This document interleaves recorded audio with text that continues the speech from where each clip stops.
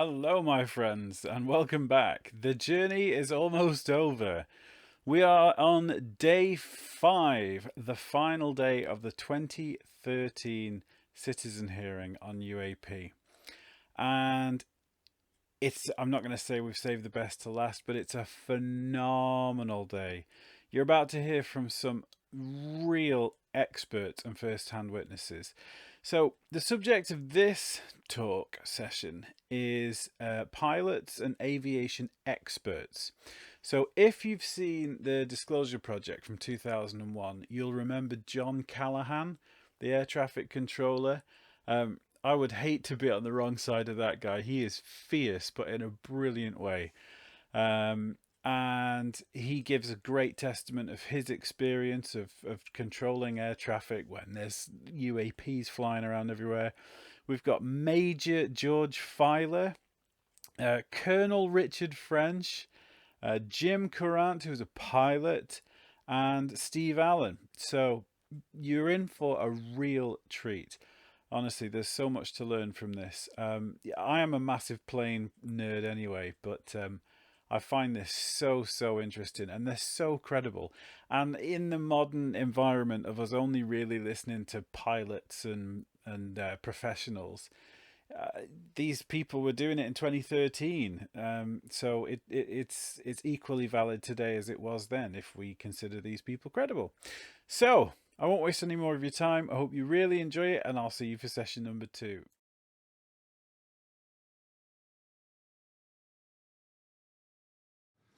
Thank you very much. I do hereby affirm that I will tell the truth and nothing but the truth to this committee today. Thank you very much. I'm delighted that this first panel includes people that have been in airplanes as pilots, flying those. They've also been involved as controllers, and I understand FAA administration is represented here as someone from that. I'd also like to just acknowledge a gentleman on this panel that's flown more combat missions for the United States Air Force than any other person in the history of the United States, and his record is double the man that's in second place, and that's Lieutenant Colonel Richard French.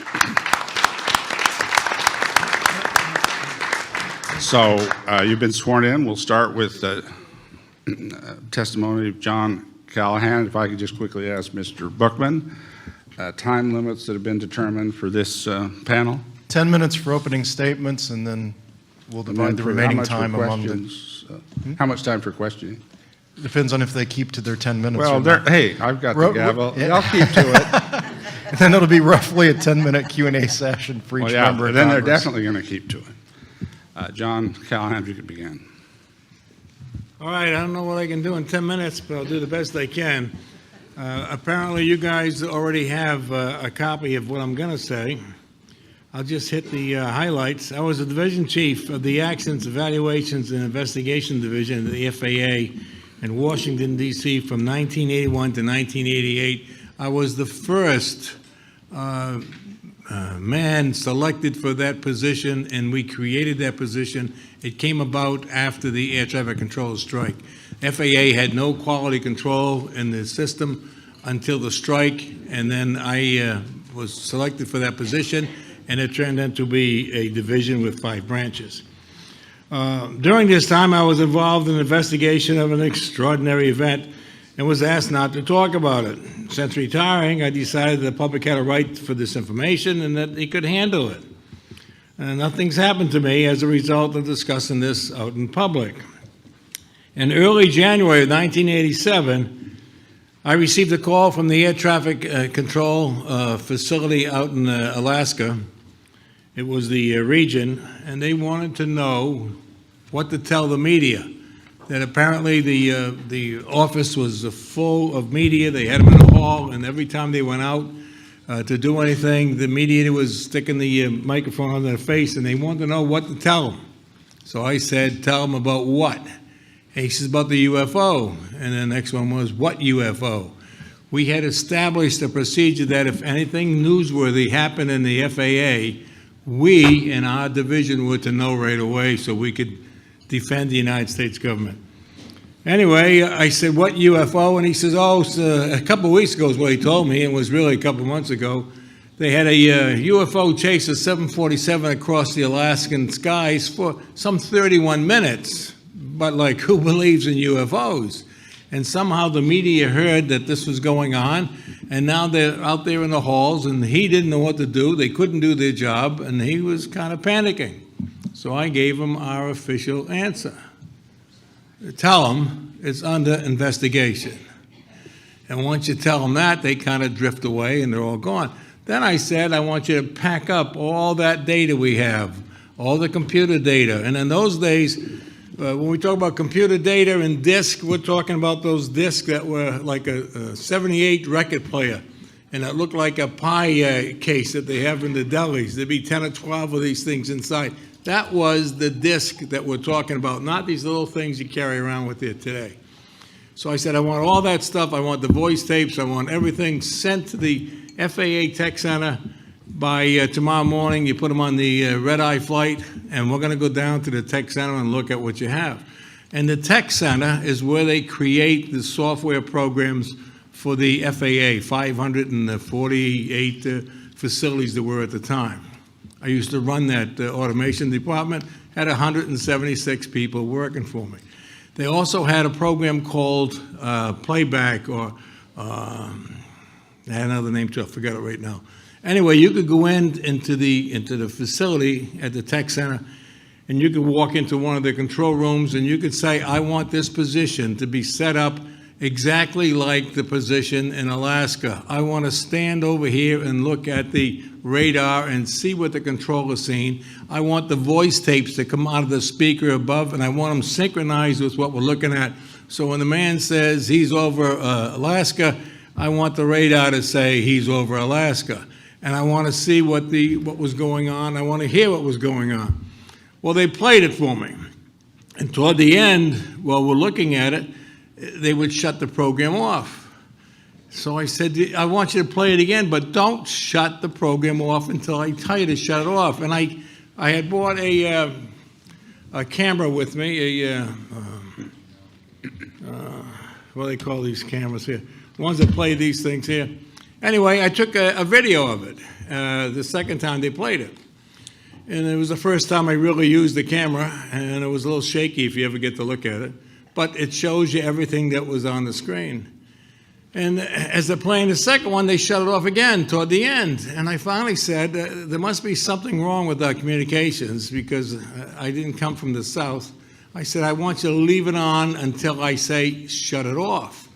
And they were a little hesitant. They didn't want to do that. And I finally told the engineer there, I said, you either do it, I tell you, or tomorrow you're going to have to find another job. So they let it play. Well, toward the end, the controllers had taken a United, and they asked him if they could delay his arrival time and have him check this 747 that was coming southbound. So they vectored him over to the 747. He's about 2,000 feet beneath them. And the United says, it's a beautiful airplane, the moon behind him, it looks good. He says, it's so clear up here, you can see into next Tuesday. And then he passed by. Well, after he passed by, that target that had been chasing the 747 turned around and started following the United as he went down into Alaska. Now, when the Japanese pilot first commanded the frequency, for you guys that are familiar with radar or how the military or the controllers work, when he first commanded the frequency for the controller, the first words out of his mouth was, do you have traffic for me? And when the controller hears these words, it means doom, because right away he forgot something. He's got somebody else up there that shouldn't, and why would a pilot ask if we had traffic? And he looked at his scope and he says, negative, there's no traffic in your area. And the Japanese pilot says, oh yeah, there's traffic out here, and it's at 12 o'clock and about 8 miles, he's telling him. Well, the next thing the controller says is, can you tell me what type is? Can you make out the type of aircraft? Any markings on the plane that we can find out who it is? He's thinking it's a military aircraft. And the Japanese pilot says there's no markings. It's as big as 4 aircraft carriers. It has yellow and white lights around the center, and it's big. And he was a little bit worried. Well, this machine followed him down for 31 minutes. Halfway through his flight, he makes a 360-degree turn. Now, when I say he makes it, he doesn't do anything unless the FAA says you can do this. So they told him, if you want to deviate, you want to change your altitude, let us know. And he changed his altitude a couple times, makes a 360, and this UFO stayed with him all the way. Scared the pants off him. I don't know how much more time I got. Anyway, when I got done with You've got about a minute and a half to 2 minutes. Okay, so I shoot back to the FAA Center, and the administrator at the time was Admiral Ingen. I don't know if you guys knew Admiral Ingen. I got there about 4:45 because I wanted to go home with my wife. And he heard I was in the building, so he calls me up and he says, give me a 5-minute briefing on what you're seeing. So I gave him what I'm telling you guys here. And he wanted to know if that video I took would play on his TV, and I said, I guess so. The book says it can. So I plugged it in there, and after a few minutes of watching the video, he calls the aide over and he says, go tell Kennedy I'm going to be a few minutes late. So he's watching it a little bit more, and then he finally calls the aide over and says, go cancel the rest of my appointments tonight. We'll reschedule for sometime next week. He says, I have to go see the president, and we're talking about Reagan. So when he got all done, he says, don't talk to anybody. I'll get back with you, and I'll tell you what to do. I'm on my way to see Reagan. Next morning, I came to work, and I got a call from some guy who said he was at the CIA. He wanted to talk about a UFO. I said, well, you're talking to the wrong guy. I don't know anything about UFOs. He says, well, the one that happened over Alaska, I said, you probably want to talk to the Admiral. I don't know what you're talking about. A few minutes later, the Admiral calls down and says, I've set up a briefing for you tomorrow at 10 o'clock or 9 o'clock, whatever it was, in the round room. He says, the President's scientific staff is coming over. Some CIA guys will be there. I think he said 3, matter of fact, and some grunts will be coming along with them. He says, your task is to hand this stuff off to them. When they leave here, they have to take this with them because the FAA does not control UFOs. Now, I showed them all this stuff, and when they You got have all... about 45 seconds. So. Okay. When they got all done, one of the scientists come out and said they had 3 or 4 questions. They wanted to know the speed of the antenna, the frequency of the antenna, the logarithm for the height-finding equipment, and the people I brought with me just happened to be experts, and they answered all the questions. When they get done, the CIA guy standing next to me says to the people, this event, pointing to the big screen they have in the room, this event never happened. We were never here. We're confiscating all this data, and you're all sworn to secrecy. Scared the pants off them. I had 22 people in there, and they were leaving the room right away, not know what's going to happen. So I said to this guy, well, what do you think it was? I'm thinking at the time it's a stealth bomber. He says, it's a UFO. Look at these guys. They're drooling. They can't wait to get their hands on all this data. We had boxes and boxes in those days of printouts. Can't wait to get their hands on that stuff. I says, is that right? He says, yeah, this is the first time they ever had more than a moment of radar data to look at. Now, the big key was the word he had said, this is the first time they ever had more than a minute or so of radar data. Okay. And now we've got 31 minutes. Thank you. Okay. Major Filer, if you could. Yes. Go ahead. I'm a retired Air Force major with 5,000 flying hours, and I'm currently the Eastern Regional Director of the Mutual UFO Network, which is studying this phenomenon, and editor of the Filer's Files.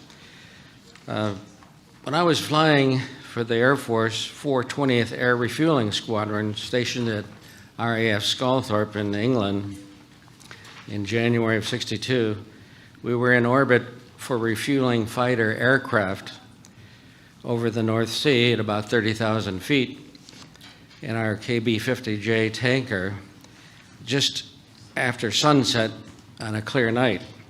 London Control excitedly called us and notified us that they had an unidentified object hovering on their radar near Stonehenge. we were asked if we were willing to intercept the unidentified craft, and our refueling mission had just finished, so we quickly agreed to chase their UFO. We were given an intercept heading and started to dive toward the UFO. It was really an exciting situation. Next, and we were to go towards Stonehenge, which is over the center of England. Next. London Control was diverting all aircraft out of our way so that we could have a clear path for the intercept. Then we realized we were above our red line speed on the aircraft and had to pull back on the power. And London Control started giving us distances to the hovering UFO. Next. It was some 60 miles ahead and then 40 and so on. And as we got closer, we got the radar going on our aircraft and picked up the hovering UFO in the distance, about 30 miles. It was an exceptionally large radar return. Next. And just judging on the size of the radar return, it was about equal to the Brooklyn Bridge or the Firth of Forth Bridge in Scotland, which is a huge bridge about a mile long. It was the biggest radar return that I'd ever seen on the aircraft radar.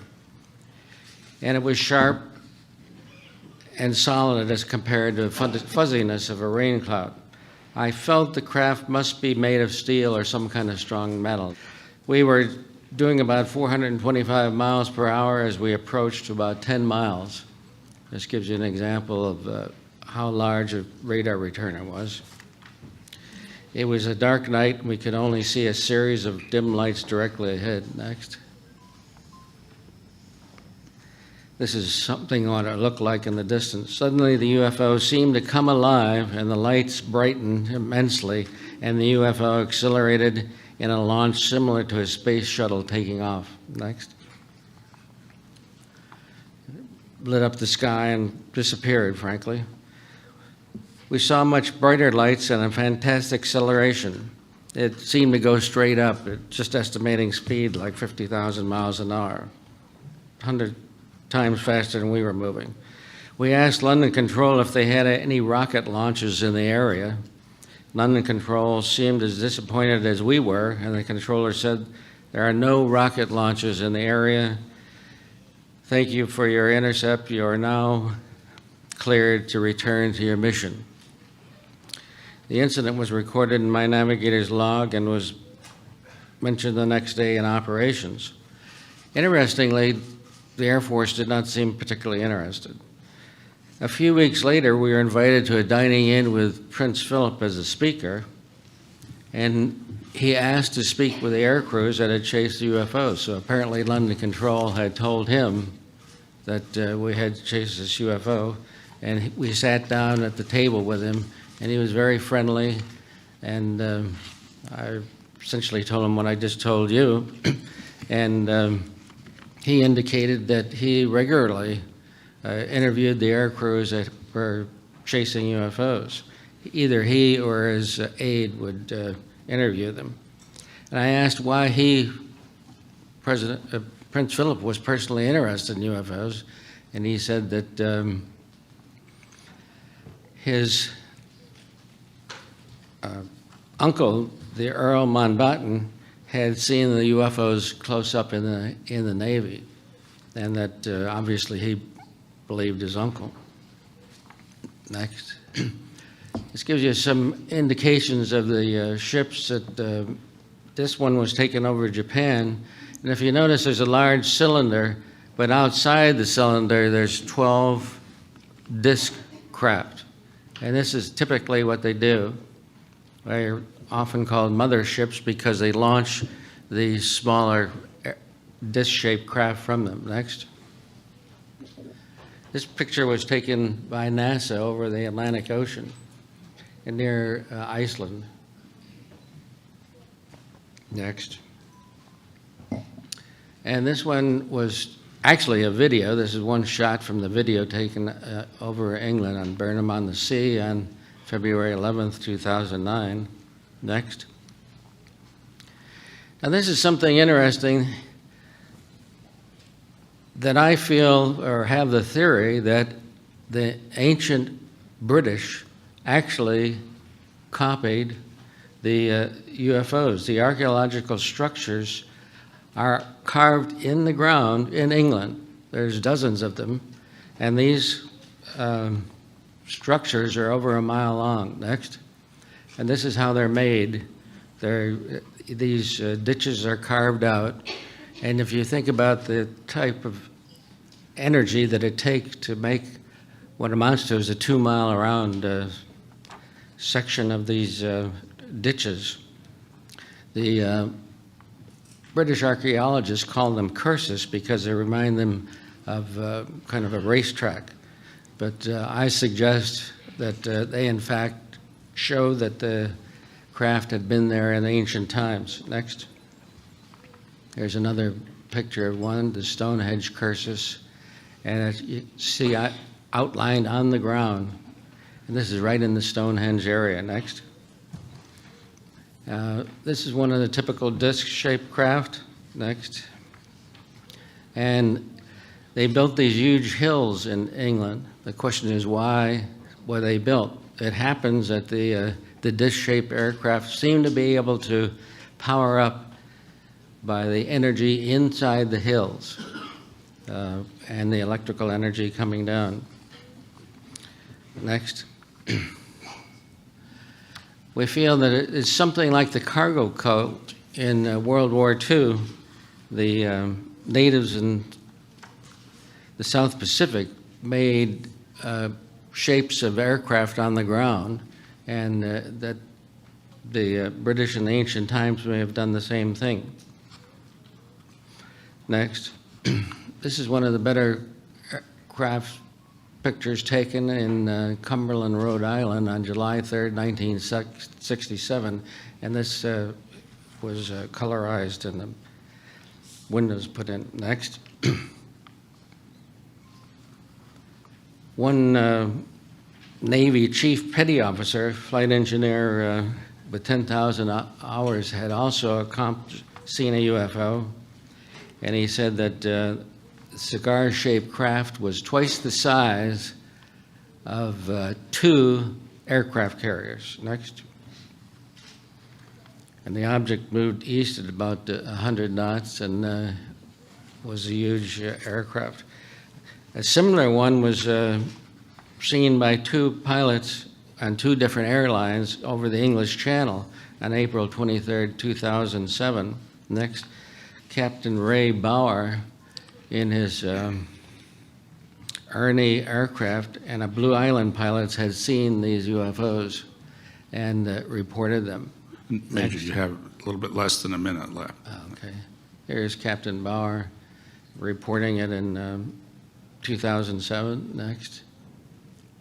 And here's a close-up of one taken in France just recently. In any case, these spacecraft occasionally roam our skies. They're seen by many people, by many pilots and air crews, and I think they've been here for thousands of years, and our ancestors made structures on the ground to remind us that they had actually been here. And I've been interested in UFOs ever since, and I'd like to dedicate this talk to my 2 daughters that recently passed away. Thank you.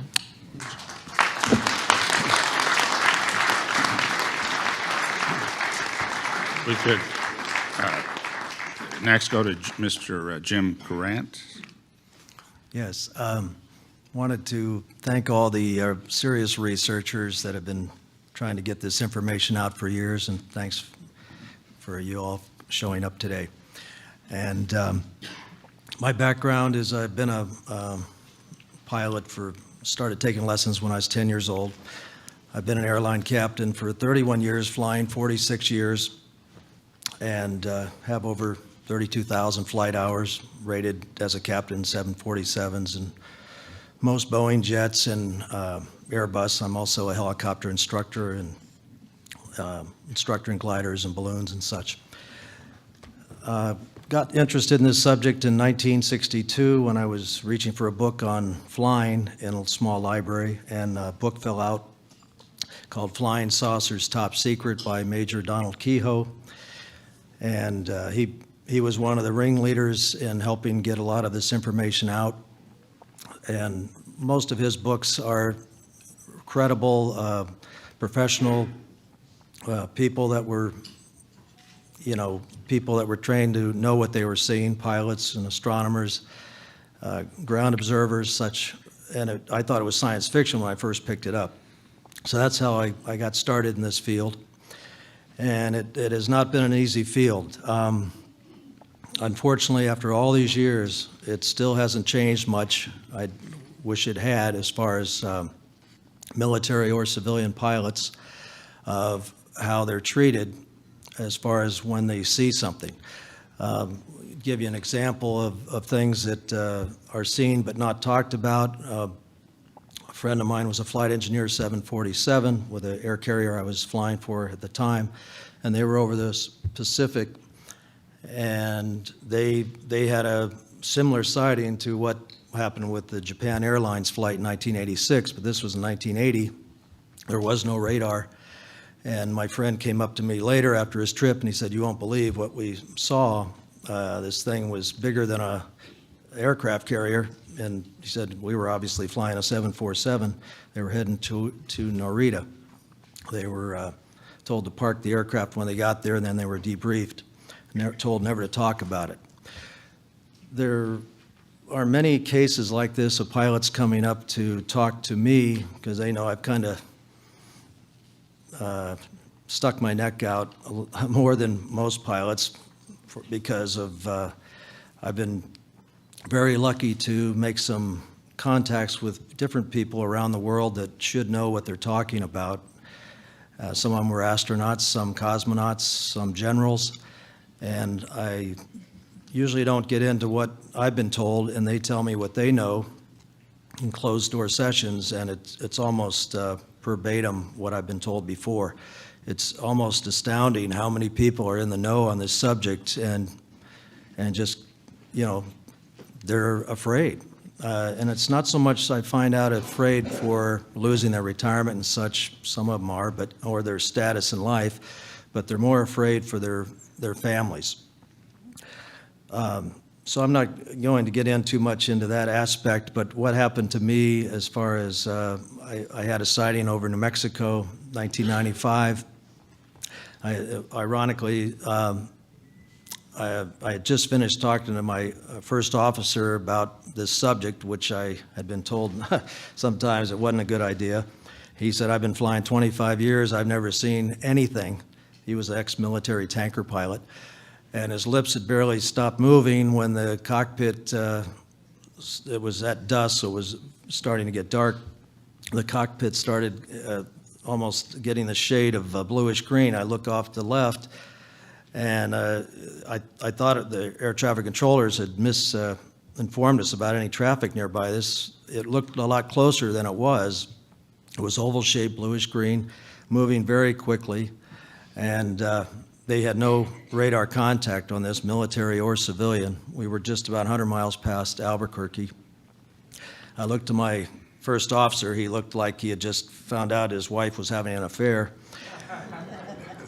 And the typical scenario with this is we got on the ground. Well, there were 4 other airliners in the area. The controller asked, "Does anybody want to report it?" And they said, "No, it's just a meteor." And we had seen like a flash of white light, and the thing took off at about a 45-degree angle back into space. And I chimed in on the radio. I said, "When does a meteor go back up?" So when we got to the ground, he didn't want to talk about it, didn't want to report it, and he never flew with me again. But this is a sad scenario because this happens so much. Pilots come up and tell me what they've seen, many in areas over the ocean where there is no radar. And some of these fighter pilots are pretty brave guys. They fought in wars, and yet they're afraid of mentioning this, mostly for fear of ridicule. I have been invited in to talk with a small group of high-level people, a couple of senators, and Gordon Cooper, the astronaut, one of our original 7, and Edgar Mitchell are friends of mine. And I'm really proud of the effort they've put out trying to get this information out, because it is very hard to get to the truth on this subject, which is ridiculed so much, but it's also so hard to get to the proof, and that's what everybody's after. And I have found out why this proof is so hard to get after, and there's so much more I could share, but when you're down to just a few minutes, you have to almost be a top 40 disc jockey to get through this. But you got a couple more minutes, so please tell us that. 3 minutes. One thing, you'd think the government doesn't take this seriously. I don't know if you've heard about this book. I told the History Channel about it back when it first came out. First came out in '78. But in 1992, the second edition came out, and they added the section. This is the Fire Officer's Guide to Disaster Control for our federal and civilian fire disaster people for atomic wars or whatever, and how to deal with it. It's written by ex-Navy personnel. One's an attorney, one's a PhD. And the main section that they revised in 1992 was on the UFO threat, a fact. And it tells the firefighters, who are usually first on the scene, how to deal with a crashed UFO, possibly dead extraterrestrials or live ones, and how to deal with the crowd situation, radiation problems,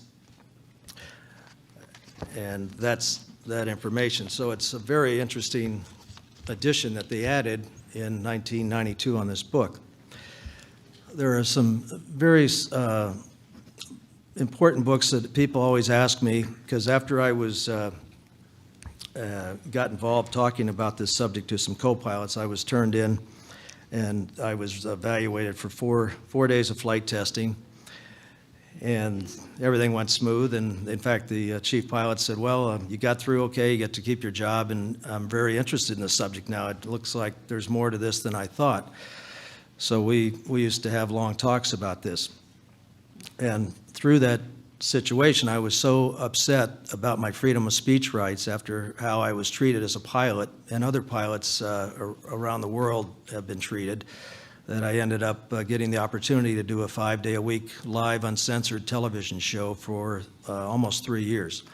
And we did just a little over 500 shows on this subject and other mysteries that I found out regarding the UFO subject is basically the tip of the iceberg. This stuff gets very deep, and I can understand, just like Stanton Friedman has said many, many times, of the reasons why this has been kept secret. It's much more involved than people realize who don't do their homework, because most people are so busy getting their kids to school, paying their mortgage, and their own box of reality, that a person convinced against their will is of the same opinion still. And all we can do is just keep trying, and hopefully the press will have more serious articles, and the articles have been published this week, unfortunately, that are put a bad frame on the seriousness of this subject. You've got about 30 seconds. And I hope the pilots of the world that are listening will not be afraid to tell what they see and not fear the ridicule, because this has got to end after so many years of this. But once again, I do recommend, if somebody is interested in this subject, I always recommend Richard Dolan's books, excellent research, Linda Moulton Howe's books, Stanton Friedman's books, Timothy Good's book called Above Top Secret, and Brad Steiger's book, The Rainbow Conspiracy, and also Michael Hesseman's book, The Secret History of UFOs. There are many others. I have a collection of over probably 3,000 UFO books at my house and hundreds of videos. We all can't be crazy. Thank you for your time. Thank you very much.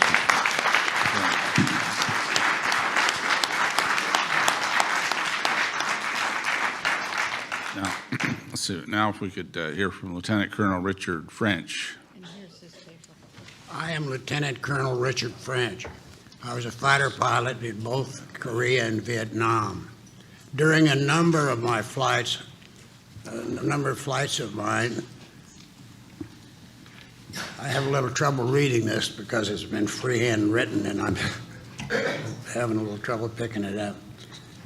Witnesses to the sightings of a number of UFOs. I'm going to go to the first one that stands out most in my mind. I was at Spangdahlem, Germany, when I received a telephone call from the OSI district commander telling me to go investigate a reported UFO in the water in Newfoundland.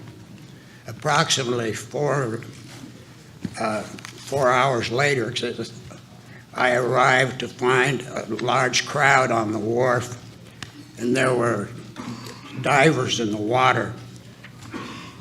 The water was very clear. You could see down as much as 200 feet in it, but what I saw down there were two UFOs parked side by side, but I couldn't see anyone around either one of them.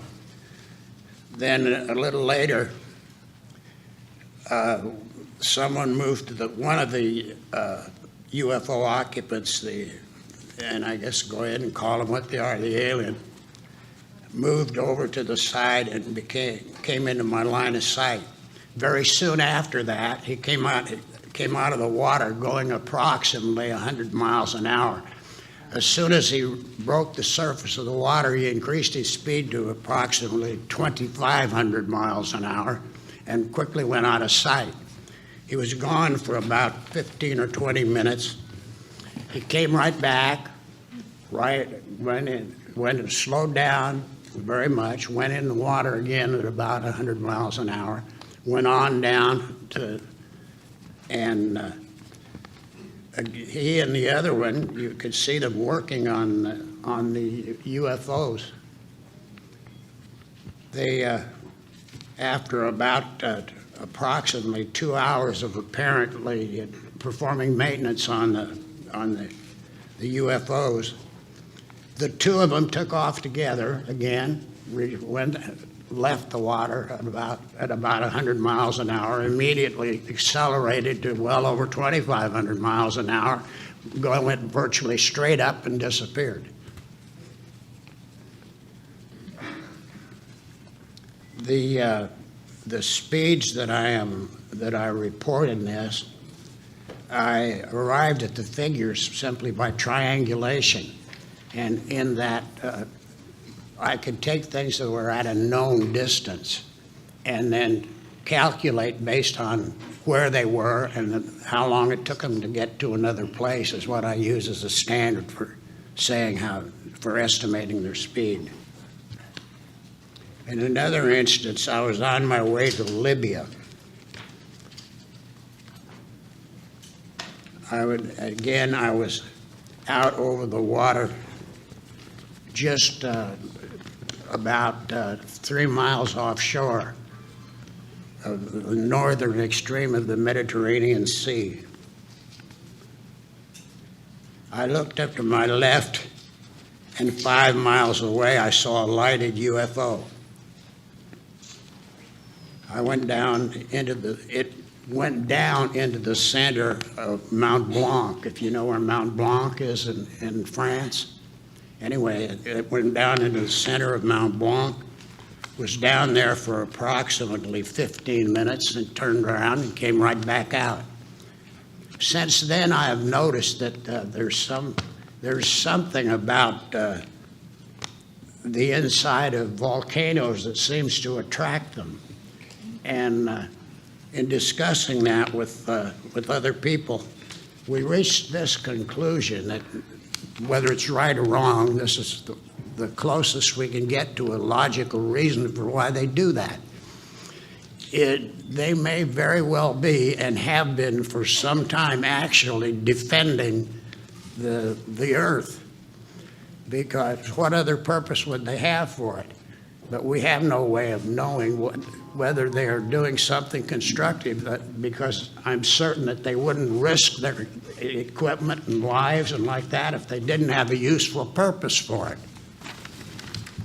I just mentioned on others, I saw the same thing in Hawaii, and again, the live volcano, Kilauea, which I'm sure you're familiar with. But anyway, they went down inside of that. I saw them again when I was down in Sicily, and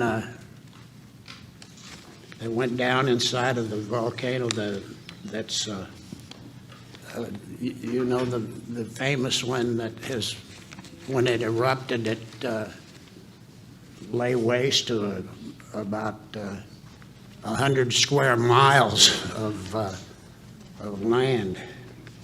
In all cases, the UFOs, they've all been the same shape. They've all been the cigar-shaped type. And in all cases where I was able to see the aliens, they were what we call grays, who you've probably heard them mentioned by other people that are reporting in the same convention. The last that I personally witnessed happened right in Sedona, where I lived quite recently.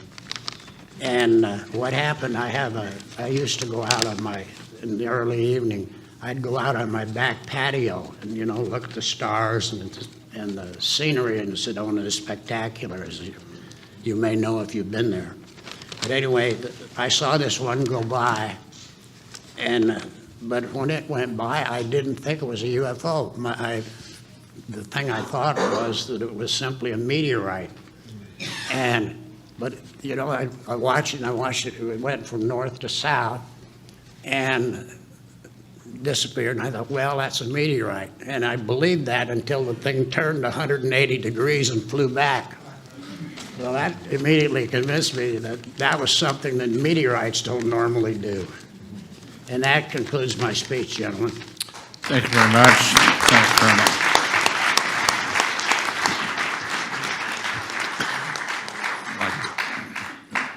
Mr. Steve Allen, would you proceed? Thank you. Good morning, distinguished members of the panel. Greetings from the Lone Star State. Thank you for taking time to investigate. I hope it'll be rewarding. My name is Steve Allen. Please forgive me, I'm not a public speaker, so I'll do the best I can. In fact, I'm just an old country boy, so bear with me. I live near Stephenville, Texas. I'm the owner of a transportation company. I'm a private pilot of an aircraft, been flying most of my life. I'm a witness to what I feel and others have said could very well be the most significant sighting in history.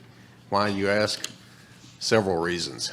Multiple witnesses, including business owners, former FAA air traffic controllers, ranch, and law enforcement. There have been multiple witnesses of events in the past, but this time, well, you know, many may not remember all details, distort the facts, and even lie to you. But this time there is a very comprehensive radar report compiled from several government radars. The radars have no hidden agenda and no emotion. It simply reports what it sees. Here's my story. On the evening of January the 8th, 2008, at 6:15 p.m. in Selden, Texas, just outside of Stephenville, at my friend's home, Mike Odom, I witnessed a set of 4 very bright, high-intensity lights flying extremely fast in a very low altitude. What seemed to be coming directly at us, flying from east to west. I knew immediately this is nothing I had ever seen. I paid very close attention to all details. I had a feeling this would be a historic event. The object appeared to be very large, about a half a mile wide and close to a mile long. The lights came past us at approximately 3,000 feet AGL. That's above ground level. It was up close and personal. This was not something way out in the heavens, but it was right there before our eyes. It was totally silent, made no wind noise, no engine noise, nothing. As the aircraft traveled past us, I had a strange feeling they were aware we were watching them, and they were aware of us as well. Never had had that feeling before. Also, as the object passed by us, you could see 7 extremely bright lights in the rear of the craft, all in a horizontal fashion, blinking in no particular order. The object came to a complete stop over Stephenville, Texas, about 3 to 4 miles away. The 7 lights reconfigured into an arch shape like the top of a football, then to a vertical shape. Then in a split second, they duplicated with 2 sets of 7 lights. Then another brief moment, they burst into light-colored flames, almost white in color, which looked to be contained in a large box or a rectangle shape.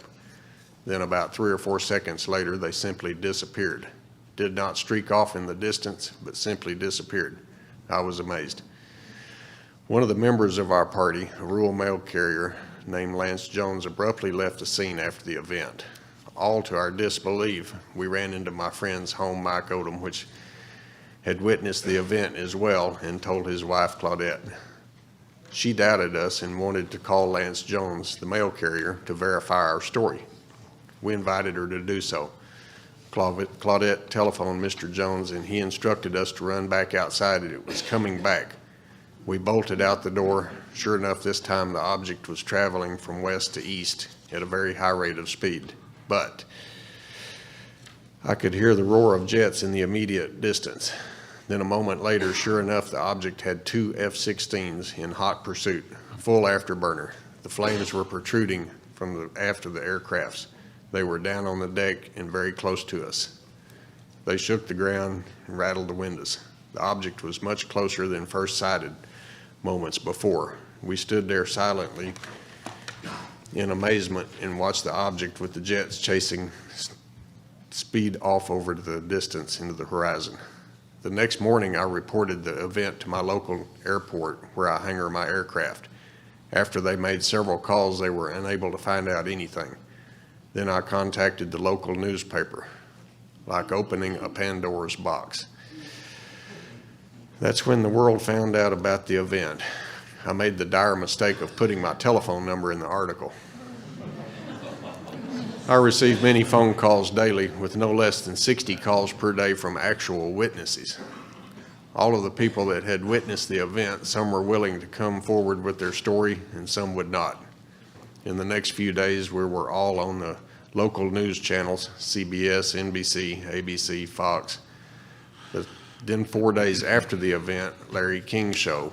Then several days after that, O'Reilly Factor, Good Morning America, Primetime, Peter Jennings, just to name a few. National Geographic, History Channel, Discovery Channel, just to name a few more, made productions centered around the event. In the early stages, Angela Joyner from the local newspaper, Empire Tribune, or ET for short, how ironic, contacted Major Carl Lewis at the Naval Air Station Joint Reserve Base in Fort Worth. He consistently denied any of the aircraft in the area and attempted to explain it away. He offered several possible scenarios, but none were plausible. 10 days later, lo and behold, a press release stating they did in fact have 10 F-16s in the area. Then came Robert Powell and Glenn Schultz. They filed several Freedom of Information Act documents.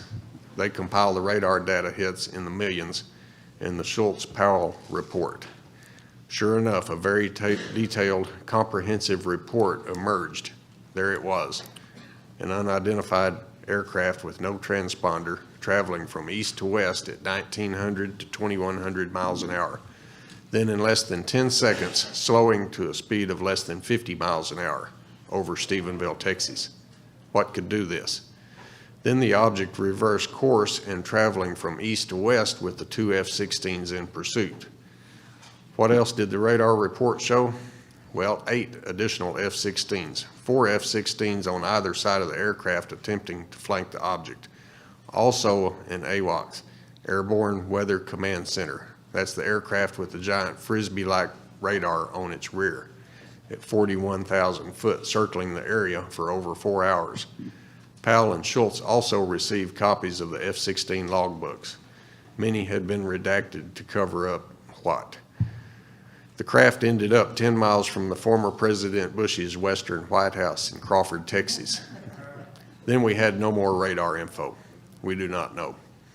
All I do know is what I observed this event, well, did not need to be a trained observer, a pilot, or anything else to describe it. A first grader could have reported this. To me, all this is very concerning. It has forever been etched into my brain, has affected my life in many ways, mostly for the good, more questions than answers. What could have outperformed our best aircraft? Why were they chasing it with vengeance? It is a danger to myself or others while flying. Do they mean us harm? I think we all have more questions than answers. Myself and the public respectfully demands answers. Hopefully you will be able to help us.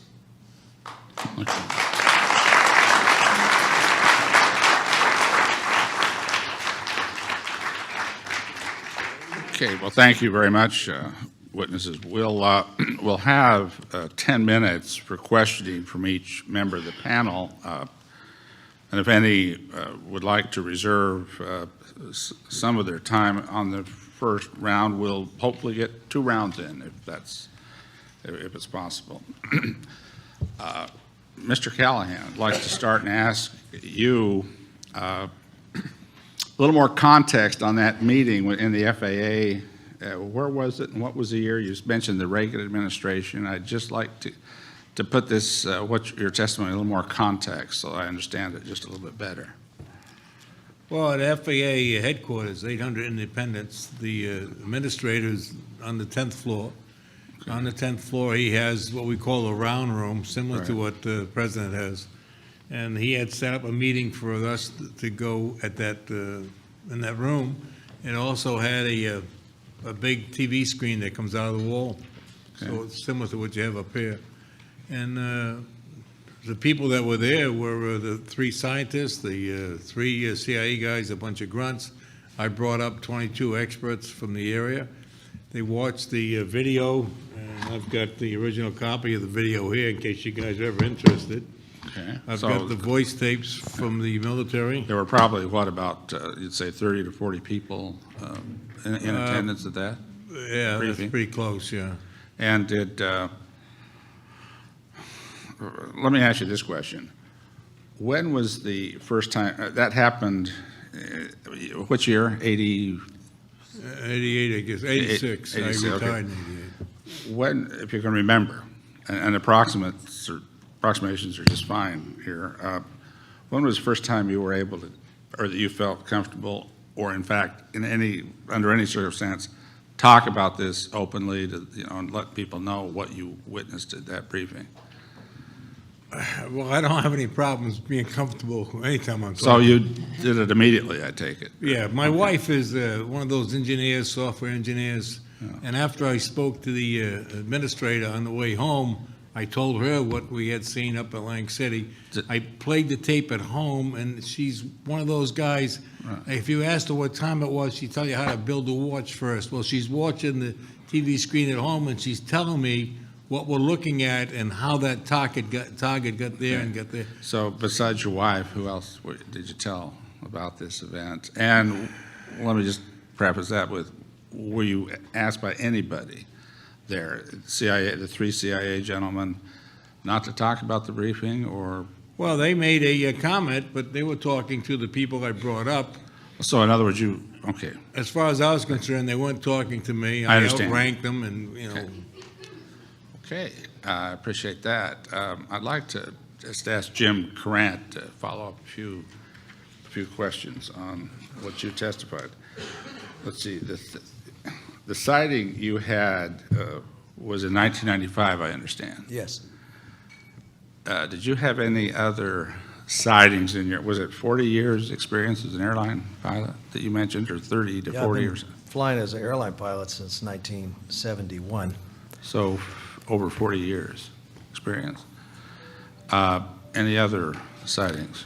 Yeah, there were, it was unusual, but at 2 different locations a week apart in the middle of the night. And both times I had 2 different co-pilots, and they were ironically both ex-tanker pilots, so they knew what a tanker operation looks like at night. And we were, probably around 35,000 feet, 32,000 the other incident. One was over Montana, one over Georgia. 2 in the morning, the first one, a little past 3:30 in the morning, the other one. Both times, no radar contact. They were Ironically, very similar, I'd never heard of these type shapes before as far as that high up, but in my research. But they were like glowing orbs, 3 of them in formation, and they were just hovering. And we're cruising along about 450 miles an hour, and like I said before, I'm a helicopter instructor, so obviously a helicopter can't hover that high. But I must say, with all this, most of what people are seeing are aerial phenomena, maybe black projects from our government. So a very small You think it might be able percentage. to be explained? It could be something, of course, this was back in would have been 1985, or actually it was around 85, 86. But we didn't have these drones like we have now, but I don't even think they fly that high.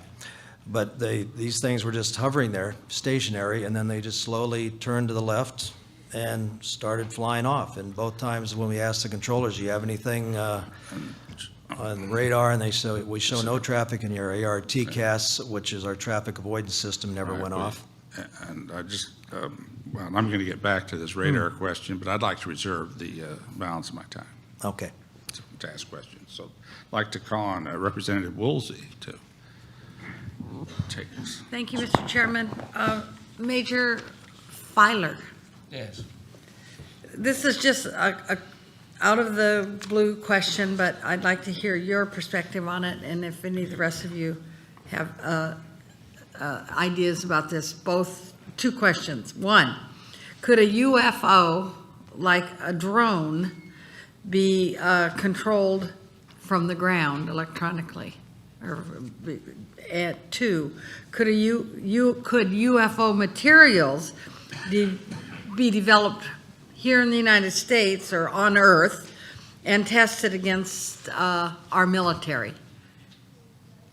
Well, I think Okay, it's go. possible both are true. Pardon? Ben Rich at Lockheed indicated that so many words we had back engineered some of these craft, and we're now able to take ET home. The point is that apparently we're able to do a lot of things now, and probably some of what we're seeing is our own UFOs, so to speak. Well, okay, now, but do you think we're learning from the UFOs and then we're building because of, I mean, or are we, was that us in the first place? Well, in a sense, I think anything's possible, but I also believe that we're being visited. Anybody else have a thought on that? I mean, you know, maybe we're way more clever than any of us realize. And my question would be, and it's just a pushback on making sure we've covered all ground, are Earthlings setting this up in the first place? You know, so that we find our way to outer space and for what could come with wars in outer space. Or are the non-Earthlings coming to us and showing us what they know, and we're realizing we've got to compete? It's a good question, what you asked, because I never heard that before. The people I talk to that have been involved in the reverse engineering, they call it, with the UFOs that they captured, they could, by now, because it's been, 30 years or more, they could have developed a ship that they could be out practicing with, or a group of ships. If you remember Dr. Mitchell, when he spoke, he said when he was en route to the moon, he looked out the left portal, I would have called it a window, and he called down to NASA and said, I'm now a fighter too. He thought that that spaceship flying along with them was made here in the United States, and they were flight checking it. So it is possible that the United States has been making these UFOs, but I don't think they're going to tell us. And it's just one of those, how do you really know? Okay, anybody else? Yes, Mr. Allen. 2 points. Why would our jets be chasing it, and why would they let it out over a very densely populated area if it was ours? Good questions, yes. Well, don't ask me, I'm asking you. I mean, why? Because possibly we want to find out if our military can keep up with Could be a what test. we've learned is out there, but, You would think they'd test it out in the desert somewhere where there's no observers and media attention. right. But most of it has been over open space. I would, the individual that gave me most of my flying lessons when I was younger was Triple H in World War II. 2 books were written about him, one by a general from the Air Force Academy. His name was Colonel Leroy Gover. And he was one of the first 100 American pilots in World War II. He went over to Canada and then became commander of Eagle Squadron. I knew him for 40 years. He was a pilot's pilot. And on his deathbed, 3 weeks before he passed on, I gave him a copy of Colonel Corso's book, The Day After Roswell. And he said, I don't know a whole lot about certain aspects of this book, if it's all true, but I can tell you from what I was involved with, the people I knew, because he was with the Army Air Corps, which later the same year as the alleged incident in Roswell happened, the Air Force was formed along with the United Nations and other developments. But he confirmed that in his words, and I never heard this man lie, he said they were androgynous, they didn't know their full technological capabilities at that time. At least one of them survived. They didn't know their full psychological makeup or where they were from or what this was all about. This was at this time.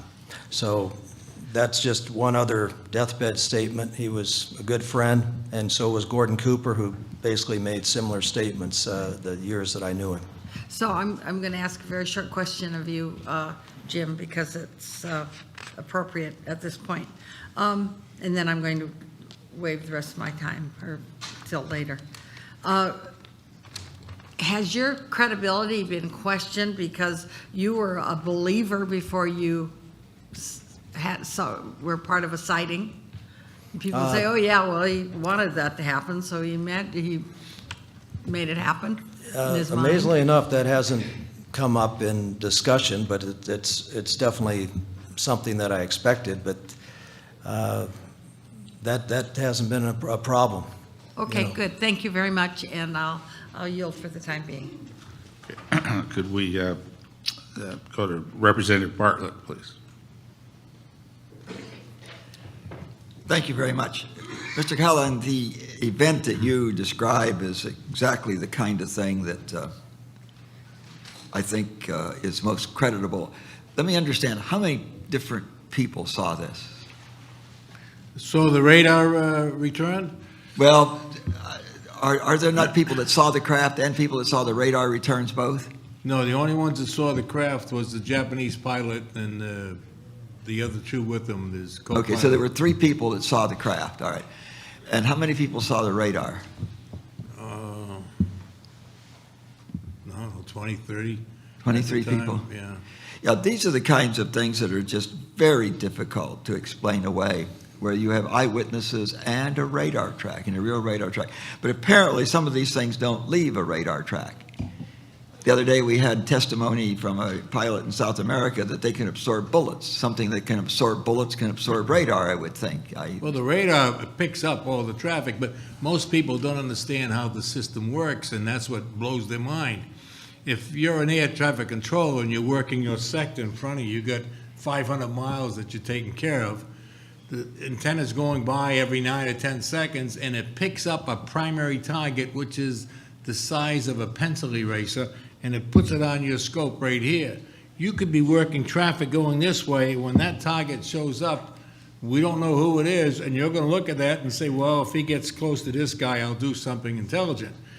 10 seconds later, that target is over here someplace, nowhere near your traffic, so your mind says it must have been an 18-wheeler, it could be somebody low, I don't know what it was. The radar always picks up everything flying, but they go so fast that you don't recognize them. Today, to fly in the FAA system, if you're flying below 10,000, you have to stay at 250 knots. If you're flying above 10,000 or above 18,000, you have to have a working transponder. on your aircraft. That sends out a signal to the radar that says, this is me, and it shows a different target on the screen. That's what we see when our people are flying. The UFOs don't have transponders, and they don't care about our rules and regulations. They come and go. I don't know how you're going to solve that problem. Are these records now available? I didn't hear you. Are these records now available, or have they been taken somewhere, the radar tracks? Oh, I've got a copy of it, of the video I took.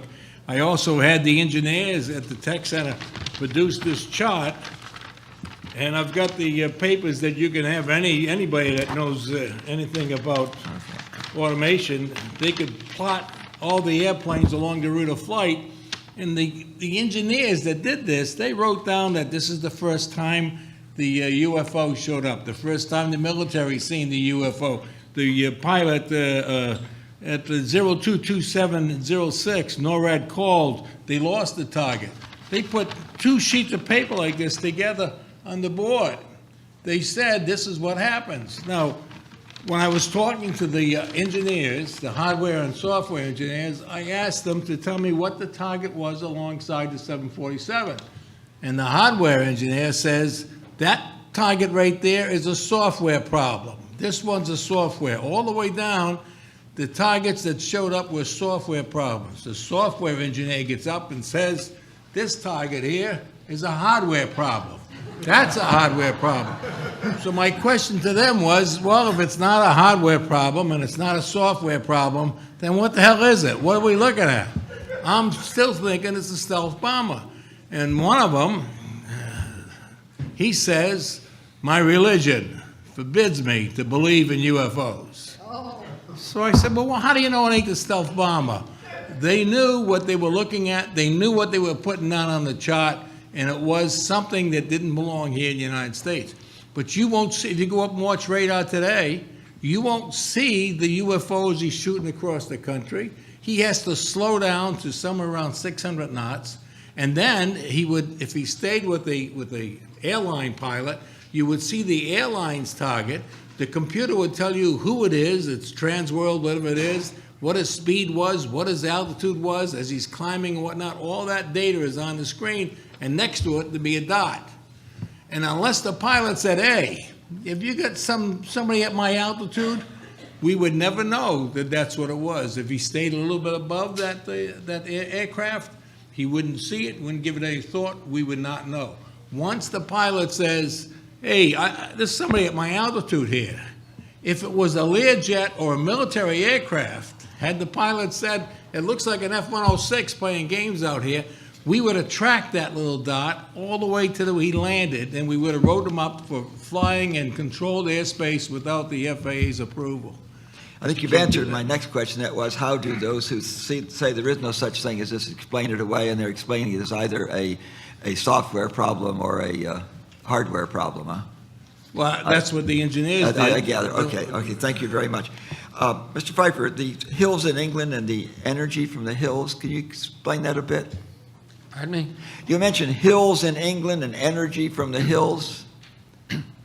Yes, we've done some indication that the UFOs may need some kind of electrical and magnetic energy. And all over the world, there's pyramids or hills or mountainous terrain where they seem to be attracted to, and have often been reported in landing on top of these pyramids, that kind of thing. And we're assuming that they may use this as a power station. There's books out that indicate that the pyramids actually generate power, that they're power stations in some way. And for example, right now there's some 200 pyramids in China with flat tops to them, which make them ideal for a craft landing on them. And the Chinese are declaring that they're some 10,000 years old. And the question is, how did these huge pyramids be built when we were basically not much further along than cavemen? Yeah, that's very interesting. Let me continue a little bit more with this, with Mr. Allen. You mentioned that that they just disappeared? Yes, sir, just in a flash. It didn't streak off or anything, it simply disappeared. And when you saw it take off, there was no propulsion sound, there was no wind sound? Correct, no wind noise, no engine noise, nothing, and we was at Has anybody speculated on how a large object like that could move so rapidly through the air and have no wind noise? That's one of our questions, pure speculation. Were these tracked by radar? Yes, sir. Yes, that's a comprehensive radar report. I think you do have a copy of it. So there's something tracked by radars, and people saw it, so you know it's there, and it moves very rapidly, and there's no propulsion sound, and there's no wind sound, no propulsion sound I understand, because we don't know how they propel themselves. If it's an anti-gravity thing or something, obviously there's going to be no propulsion sound, but you're going through the molecules. I don't understand that. Yes, sir, Colonel French. I apologize for this because I had intended to discuss the Phoenix Lights, and by accident I stepped over that. Wait, go ahead and page. take the rest of my time to discuss the Phoenix Lights. All right. Go ahead.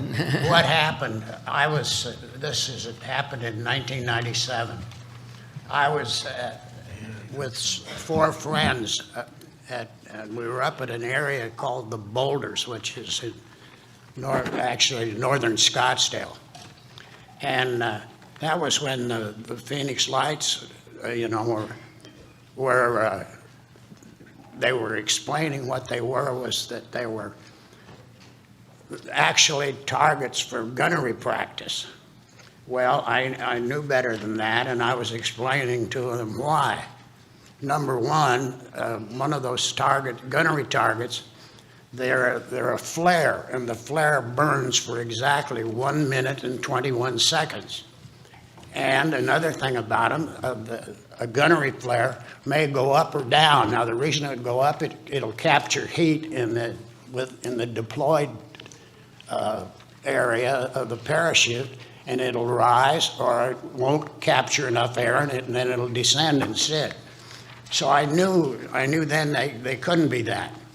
And I'm telling to my friends, no, they got this all wrong. While I'm in the process of doing that, there was a low spot it's a mountain range, but it's not an extreme one. And this UFO came through that cut, and of course there was no lights on it that I could see at that point.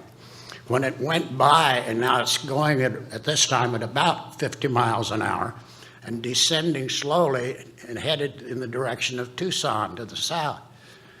Well, as it got past me and about probably 30 miles down, the lights out on the range, they didn't go out, they stayed on, but they started heading for Tucson. The UFO, now it went by, made absolutely no sound. It was less than 100 yards from me, and you could hear absolutely nothing, yet the vehicle was actually nearly a mile long and approximately 60 feet in diameter. Again, silent, totally silent. When it got in the vicinity of Tucson, the smaller UFOs that were reported to be parachute targets, they headed toward Tucson, and at that time I could see on the side of the UFO like little doors open. They entered the other, we call them motherships. Anyway, the smaller ones went into the motherships. The motherships went, when they got to Tucson, they very quietly disappeared, went right up and out and gone. Now, Thank you. I think my time is consumed. Thank you so much. Thank you. Go to Representative Hooley. First of all, thank you for your testimony. Jim, I'd like to ask you a question. Did people not talk about this because they were afraid for their families? When did you start talking to other people about what you saw and what happened? Probably more after the TV show UFO Cover-Up Live in 1988. It was kind of the beginning of the, from what I understand, a slow education process for modern times of the public. And there's been, since then, it's been easier to talk about this situation with other crew members do come up. They've seen me on TV, and they say, I'm still afraid to talk about it, but let me tell you what happened to me, or my father when he was in the military, or this or that. But I'm glad that these shows through the last 20 years on Discovery Channel, Learning Channel, even the show recently that's a series, Ancient Aliens. If you look at things like the Ica stones of Ica, Peru, very fascinating case with the 50,000 Ica stones, amazing. I've traveled the world studying these things, and it just gets deeper and deeper and more amazing. But one of the problems with people not being able to accept this, and it is a major issue, is if these entities are getting here, which I, as a person, believe they are, based on my research, they've conquered gravity. Once you conquer gravity, you conquer everything. So there goes the fossil fuel-based economy of the world, and we can go on and on. The religious issues are pretty relevant. But Carl Sagan, on his show Cosmos, he admitted with 200 billion stars out there, in the Drake equation, they must be out there, but they can't get here. And what's locking that problem is the theory of relativity with Einstein. So what you really have to kind of take a look is maybe there's something beyond the theory of relativity, and what's faster than the speed of light, thought. Right. From what I understand from scientists that have been involved with these projects, is they're thousands of years ahead of us probably, and they've definitely used some kind of incredible thought process, some kind of inversion energy process to get here, and they basically warp time. So as profound as it sounds, if you'd told me that 10 years ago people would be bumping into themselves in an airport terminal like zombies looking down at these devices there, these cell phones, I wouldn't have believed it. And so anything's possible. But we do have, based on what I understand, an aircraft called a TR-3B. There's probably either many other advanced craft that we've developed at some of these installations like 51 or Pine Gap in Australia possibly, that do hover silently, and they can duplicate some of the technology, but we haven't been able to replicate it 100%. Thank you. I don't know if anyone wants to volunteer for this question, but nobody talks about the sound. Are there no sounds that you heard when you saw a spaceship or saw a flying object? Did they make any sound? So you have to be, is that why more pilots have seen them than anyone else, because you're in the airspace with them? Yes, I'd like to Mr. answer. Pilot. I'm with the MUFON organization, and we investigate these sightings, and we get about 1,000 sightings per month. Per month, okay. Per month. And actually, I write about it in my filer's files, which I'm happy to send to anyone. I'm sending out 17,000 emails a week discussing these sightings that we're getting. But generally, people say that there's no sound. Occasionally, when the UFO goes right overhead, they can see it go right overhead, just a few hundred feet above them, they'll hear what sounds like an electric motor. Okay. And that description has been given many times, sometimes a buzz sound, and very low, and obviously if you're in an aircraft you wouldn't hear it, or even if it's a little bit further away you wouldn't hear it. Point is that there apparently is, at least on some of the UFOs, a small, almost indistinct sound. And that's probably to do, like you mentioned, with the overcoming gravity. And it seems to have a lot of electrical energy surrounding it. And not only radar has picked it up, but other types of instruments. For example, just your typical compass that you can buy. In any case, the UFOs nearby, it will usually turn the compass to directly point towards them. Wow. Can I give you just a little extra? Of course. Whenever I spoke, I was invited someplace to speak on TV, they always brought in this little Japanese guy who's on Channel 5, Michikuka or something like that. It's he would get up and explain how it's impossible to go from one planet to the other, and he would explain the thousands of light years. Now, a few months ago, he was on Fox News, and sitting behind him was a picture of the Earth. And they asked him what that was, and he says the Hubble telescope sent this picture back the other day, last week. He says this is a small planet similar to Earth. It has atmosphere, and it could probably have life on it. And if they were 1,000 years older than us, they may have developed some type of travel. A week or two later, he's back on there, and now there's a big Earth right behind him. Big Earth. He says this planet came from the Hubble telescope. It is 100 times bigger than Earth, and it has atmosphere, and it could have life. And if they were 1,000 to 2,000 years older than us, they could have developed space travel, and they could do the wormholes, and they could go from place to place.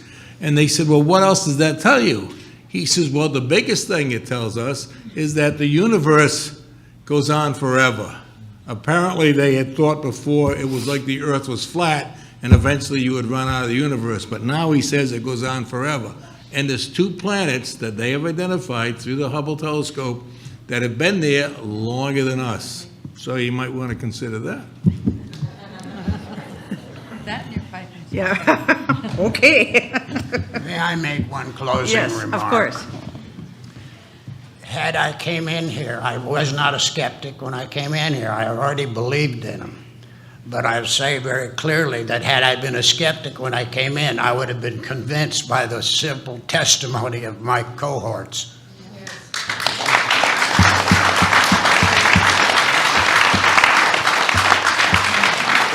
Let me say that the testimony, I think, has been outstanding. And your backgrounds and where you come from, and the fact that you are willing to come forward and talk about this, I think is a credit to all of you. So thank you for doing that. I have 2 minutes left, and I'm going to reserve my time, Mr. Chair. Okay. I'd like to ask Senator Gravel. 2 questions. One, when we look at the shape of the vehicles that have been observed, the 2 shapes stand out. One is something flat, like a disc, and the other is cigar-shaped. Could the cigar-shaped, which is, substantially different, could it be the angle of observation? Because if you observe a disc shape at a certain angle, it looks cigar-shaped. Could that be the case, and that we're talking more uniformly about disc shapes than disc and cigar shapes? Anybody could answer that. One of the pilot reports was on the news for a while, but then the pilots were told to not talk about it. They never gave their names, but they were watching. They were thousands of feet in the air, 737, and out of the clouds came this giant, mile-long, cigar-shaped craft, and it was cigar-shaped. They aren't disc-shaped. So unfortunately, the pilots never wanted to talk about it again after it hit the news, and they played their voice tapes over the television, and they took some heat for it. But thank God I've got Danny Sheehan over there to protect me as a good attorney in case I get in trouble here. Bless you. You're talking about a cigar shape of a mile long. Yeah. We have dozens.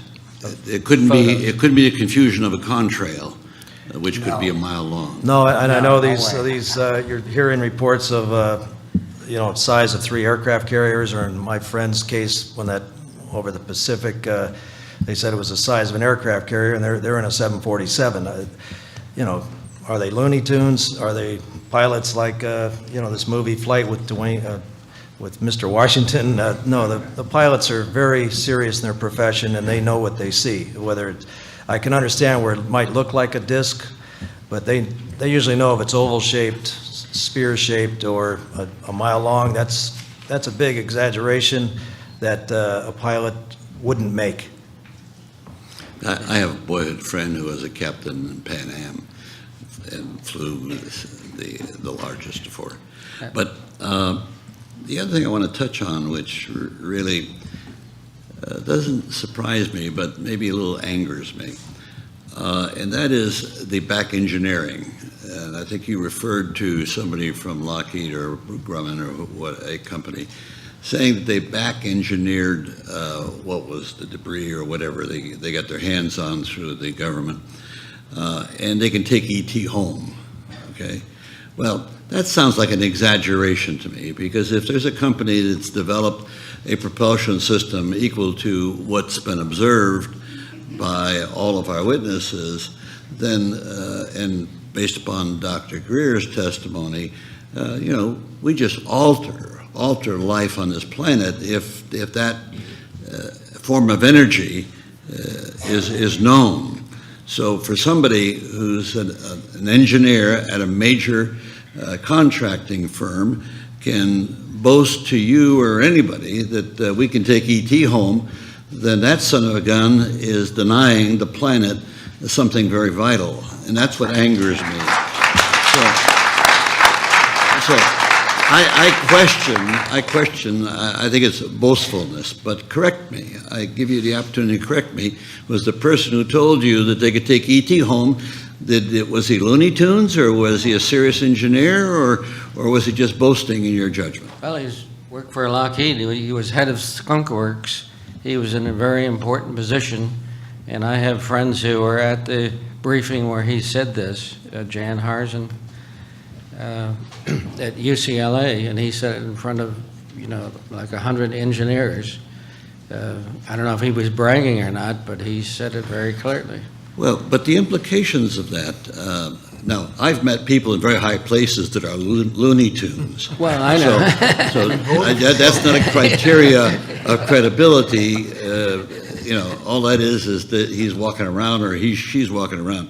But the implication of that is what really must be focused on, is that if somebody who's in any responsible corporate activity, obviously funded by the government to some degree, and can make the statement with any degree of credibility that we can take ET home, then there's grounds for prosecution, you know, or there's grounds for something. It doesn't strike me as a proper assessment. It strikes me as boastfulness, the bravado that exists many times with technicians or politicians. I just don't want to attack technicians. Well, obviously what we're studying here has all kinds of implications. And one of the implications that was written about in the Air Force physics books that was taught at the Air Force Academy said that if these craft really exist, and I've seen them and everyone here has seen them, that much of what we have concerning our laws of physics, our laws of biology and so on, are probably incorrect. So you can see how it would affect the whole civilization if it was released to the public. And I agree with that statement totally, and that's the reason why I question the statement that we can take ET home. Can I give you one more thought? Assuming that the UFOs are there, are correct, they travel from one planet to the other. Where do they stop for a gas station? What do they do for oil? What do they do for medical, for the people that's there? My own personal thing, there's enough people here in the United States or on this planet that would not want the rest of the people to know how they could get this free power and the better medical stuff. So some of that's kept aside also. The companies or the corporations or whoever's in charge, they're not going to want you to know that you can take a toaster and give New York City all the power they want. They don't want you to know that. They're selling their product, and they got to keep control of their product. Look at what we're paying for gas today, almost $5 a gallon. Yeah, I found,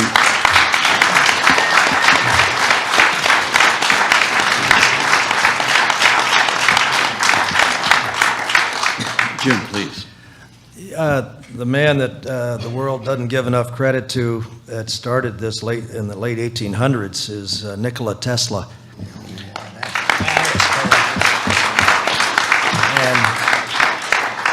And you look, he's almost like Forrest Gump. He was everywhere, working with Edison and Alexander Graham Bell and Einstein, and they finally gave him credit for inventing the radio over Marconi. I'm sure they're going to give him credit for television, radar, but we would not have the world we have today without his invention of alternating current.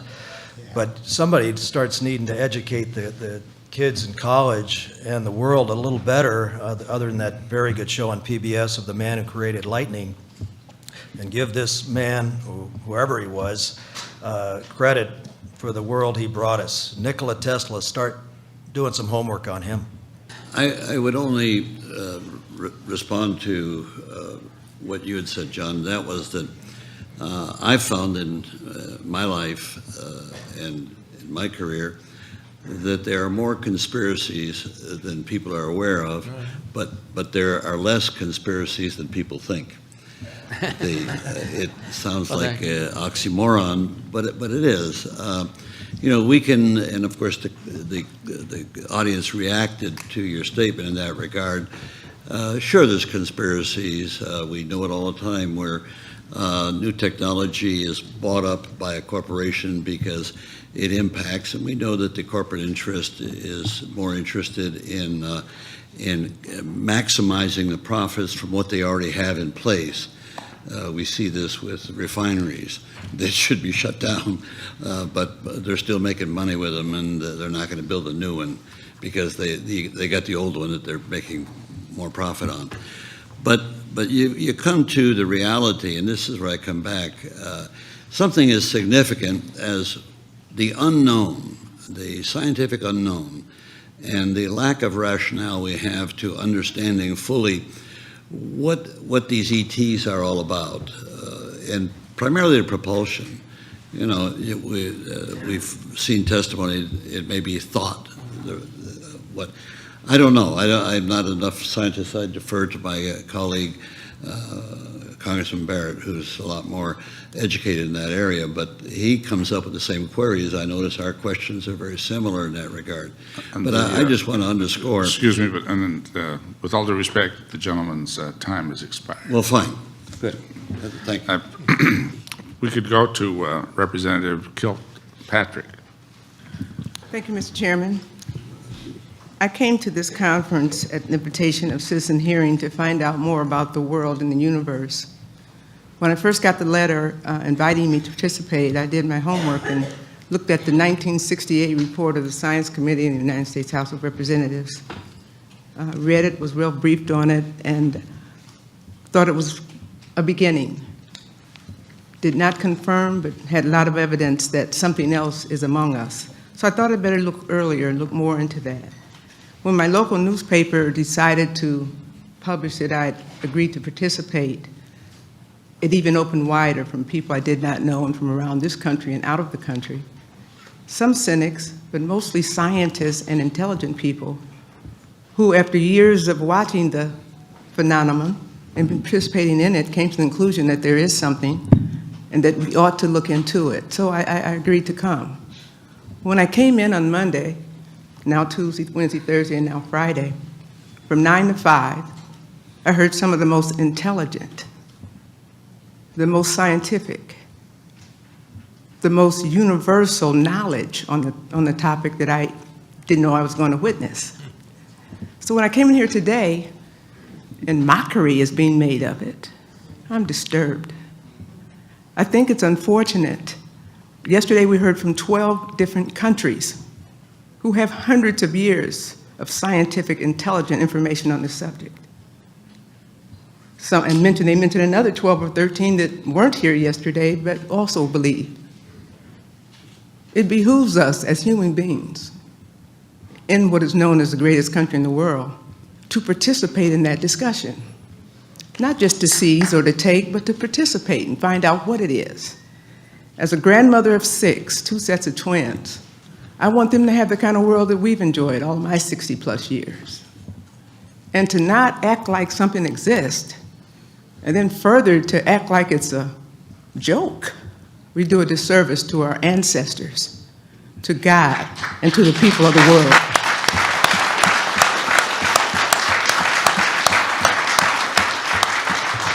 So like I say, I'm very new at this. I served 18 years in Michigan State House and 15 years in this Congress. Now here sitting with you, I'm a high school teacher, 2 children, 6 grandchildren. I want the world and the universe to continue. And if there is something out there, and I'm not a scientist, I have a master's degree from the University of Michigan. I'm learned, as you would call it. But there's a whole lot we don't know. I think it's ignorant of any people not to seek out what we need to know to continue the universe. I was convinced before this morning's panel that there probably is something out there. And I'm willing to work the rest of my life to see that if it is, and how we can enhance the universe to see that we all have a better quality of life.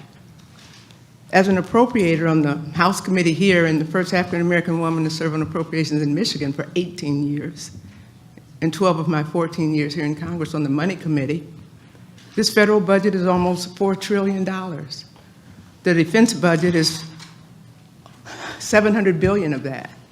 I served on that appropriations bill for many, many years. Much has been said already. That's why I'm giving you this, because I want to bring it back to what I came here for.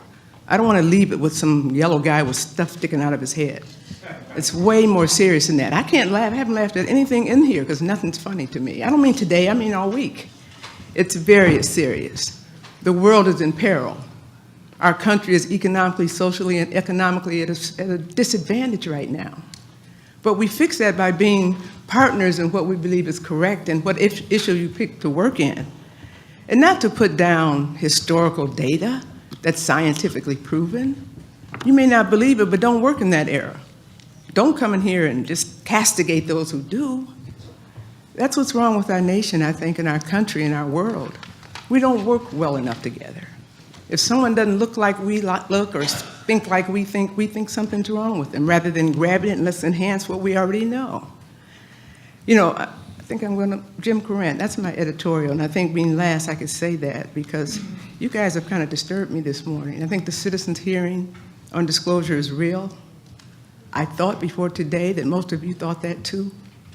When 2 or 3 people can come in the room and change a very intelligent subject such as this to something other than what it is, that does a disservice to our country and to our world. I think Mr. Courant, if I'm pronouncing that right, Courant, you said something about proof. What is the proof? We've been sitting here for 10 hours a day and some people half the night discussing the scientific proof that's been revealed. You sound very learned in the subject, but I'm not sure. Do you believe in UFOs? Is there an extraterrestrial presence in the world? Ought we be more involved in that? Well, I've still got 3 years left to fly, so.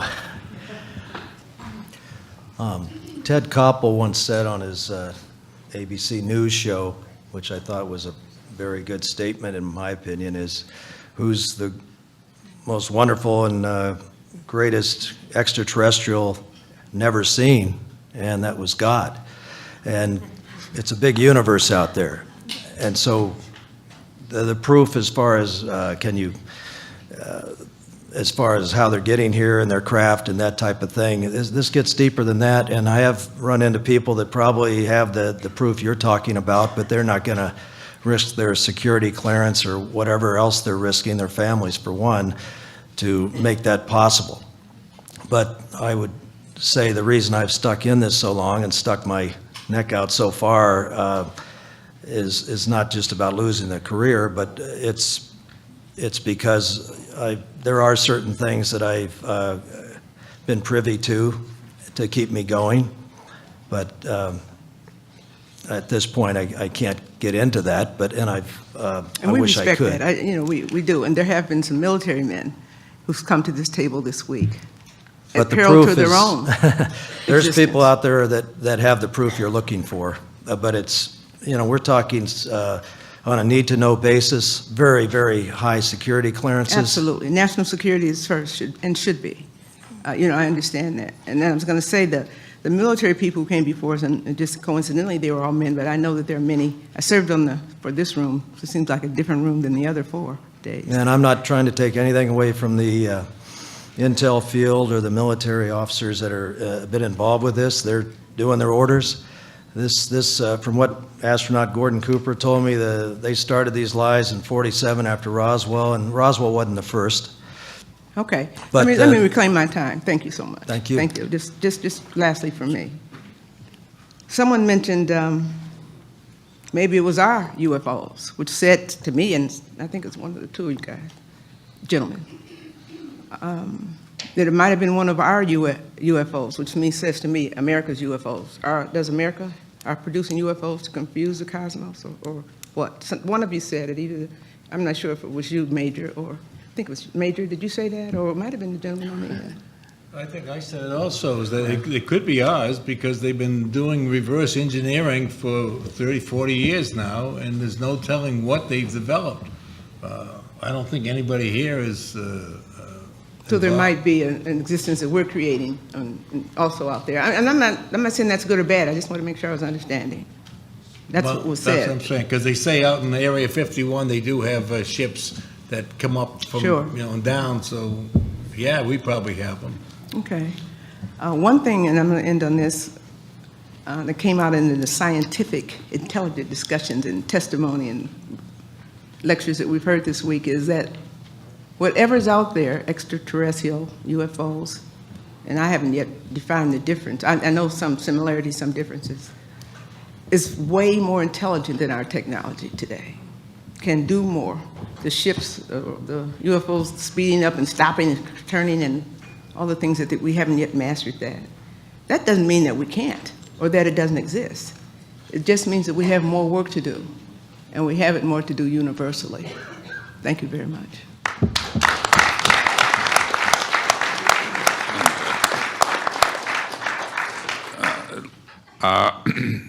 Steve Allen would like to talk to you about, now you were a pilot and you've done a lot of flying, but the thing you observed, the incident you observed, you were on the ground at the time. Yes, sir. Okay. Yes. And a whole lot of people in Stephenville saw what you saw. It's obvious from your testimony. Yes, close to 200 witnesses. And there were two, was that what was established? I believe so, yes. Okay, and the F-16s that you say pursued whatever that object was also seen by how many people? I'm not sure the number on that one. There was several, though, quite a few. Right, okay, and do we have, and I know there were newspaper reports of exactly what you've said. Was there radar involved in that one? Yes, radar reports show the F-16s in pursuit. Well, they show the F-16s. Was radar involved in the object itself, is what I'm asking, at any stage? I don't feel like it was, no, sir. It's probably not. And, okay, that's consistent with what a lot of the people observed and all, well, and let's see, now, was radar, Jim Courant, involved in either of the incidents? I think one was in '95, the others were earlier, about 10 years earlier. Yeah, Was radar involved in any of those? there was no radar contact, and we Okay. had no TCAS warning. The traffic controls, air traffic control warning system in the aircraft did not go off. And I thought John Callahan had some pretty good information on why radar might not be involved. Well, I've had it. If radar is not involved, does that lead less credence to the idea that there might be an extraterrestrial origin then? Not If radar necessarily. is involved? Well, obviously, we have stealth technology now. Where that came from, I'm not going to speculate on, but I know they just had a sighting. It's in the news this week. Airbus aircraft, British, coming into Glasgow, Scotland, December 2nd, and it just broke in the news yesterday or 2 days ago, and they They were at 4,000 feet, and this disc-shaped thing came under them with the, strange lights and all that. And they never got any warning from their TCAS system, or it wasn't on radar. So this And is... yes, Mr. Filer, please. Richard Haynes he's the ex-NASA expert on this, and all his books and studies for years are on pilot sightings, and one of the strangest cases was this Melbourne episode in 1978 where the pilot in a Cessna 182 disappeared after he was talking on to air traffic control about this craft coming down, bright light during the day, and they did have radar. Somebody got hold of the tapes from Pine Gap, Australia, our space monitoring agency down there, showing something coming at him, and then they never found any wreckage. He's never been heard from again. But Richard Haynes is the expert on pilot sightings. Read any of his books. If you're wondering about articles from around since the 50s, Rob Simone did an excellent job on UFOs in the headlines, real reporting on a real phenomena. Okay. Mr. Callahan, we've been talking about radar. You seem to know a lot about radar. Probably more about radar than any other expert we've heard this week. I think, and that's not just a compliment, I think it's a fact, from everything I've heard at least. The question I've asked is, you gave repeat just very briefly, why you think radar does not show up in some of these sightings. Well, the radar always shows up, but you can't see it. That's the problem. Oh, okay. You got to remember now, if a UFO or even a Russian or some other come into our airspace without a working transponder, then the computer would recognize that little dot that the radar picks up as nothing. Okay. And if it was a huge mass of raw radar, our system says it can't be an airplane, it must be weather. So it puts it on what they call the WFMU, Weather Fixed Mapping Unit, and it tells the computer says, I'll put it on the scope as a cloud unless the controller says, I don't want to see the weather. And if that's the case, it never shows up. Well, I'm glad I asked you this because, at least for my benefit, this has certainly illuminated the understanding. And so it would not be fair to say if something did. Go ahead. A number of military radar operators and FAA radar operators have called me. And basically, what they said was that they were told not to tell the pilots that there was a UFO out there. Always deny the fact that UFO exists and turn the aircraft away so there's no chance of hitting it or whatever. The point is that I don't think there's any radar people here, but that's what I've been told.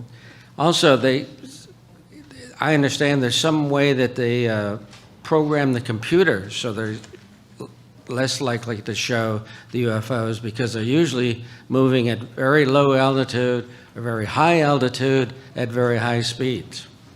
And the tendency for the radar not to pick them up. But if you go back to the raw radar data, I you hate can to get do it. this, I really do, because I love what you're to give this information, but my time has expired. Oh, it's too bad.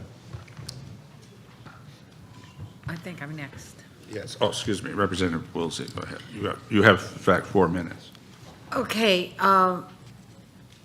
Pilot Courant, you mentioned in your testimony that you and a group had met with a group of representatives on the Hill, senators and Right. and This was 20 How? years ago, but there were private meetings where I'd met these people on flights, and we got talking, and they invited me to meet them on the subject. They were interested. Some of them are still active. Well, so it was on the airplane. It was not in their office. And They invited me into their office. okay, after I well, met if you them go on in their flights. office, guess what? I It's know. public. They work for everybody out there. But you don't have to tell who they are.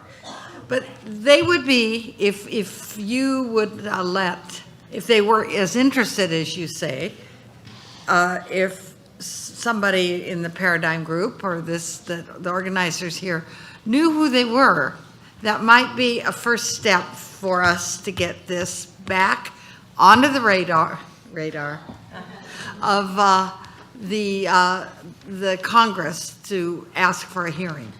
That's, I mean, that would be you've got to find this, we've got to find the thread. You'd think we'd know, but we don't know the person that's going to be willing to do that. But if somebody has expressed interest to you, or you could call them maybe directly yourself if you would be willing, it would be a start.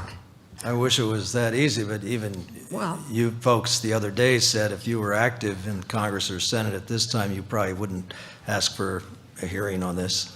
Well, I probably would on the Science Committee, because that would be the perfect committee for this, because it's not it's not really political, and but I mean, after this week, I would, now that I've got information. No, on one of my flights, I asked, it kind of went the wrong way, where I asked the senator, he was friends with some very well-to-do friends of mine, and they were main campaign fundraisers. So we got talking, and it was just he and I out in the waiting area before his flight, and I asked him, Senator, do you think there's a chance of ever having another congressional hearing like 1968 with Gerald Ford? And he said, no, never. Okay. It's all been explained away. Well, There's okay, no that need was for one that. of them, but I just thought maybe you'd found somebody that had some interest. Well, they're still active. I the would people like that asked me. Mr. Callahan to be able to complete you had something you wanted to say. And I want to I make, I started, have a I came out minute. of the military as air traffic control. I started with the FAA when it was known as the CAA.